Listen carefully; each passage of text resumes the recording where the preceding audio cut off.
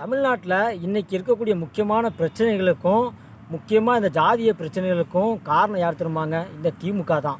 உண்மையிலே இந்த திமுக இருக்கிறனால தான் பார்த்தீங்கன்னா, தமிழ் மக்கள்கிட்ட ஒற்றுமை இல்லாமல் இன்றைக்கி ஜாதியால் பார்த்தீங்கன்னா பிரிஞ்சு இருக்காங்க. இதை வந்து பார்த்தீங்கன்னா நான் சொன்னால் நீங்கள் நம்பவே மாட்டீங்க. கண்டிப்பாக வந்து தமிழ்நாட்டில் வந்து திமுக தான் பார்த்தீங்கன்னா சாதியை ஒழிச்சது.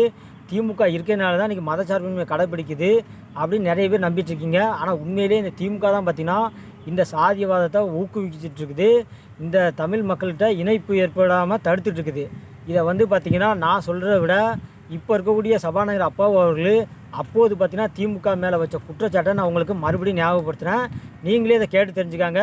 சபாநாயகர் இப்போ இருக்கக்கூடிய அப்பாவு அவர்கள் அப்போது பேசிய காணொலி உங்களுக்காக. கலைஞர் அவர்கள் திட்டமிட்டு தகராறு பண்ணி ஏதாவது பண்ணுங்க அப்படின்னு சொல்லி வேணும்னே பண்ணாங்க. அதான் உண்மையான நடந்ததே வந்து நான் சிஎம்கே நேரில் பேசுறேன். இவர் தான் இந்த நாட்டில் தமிழ்நாட்டில் ஜாதி வளர்த்தது. பாம்பை விட்டு பாப்பான கொல்லுன்னு ஸ்லோகத்தை சொல்லிக் கொடுத்தது இவர் தான் இந்த நாட்டில். முதுகுளத்தூர் கலவரத்தை ஜாதி ஆக்குனது இவர் தான்.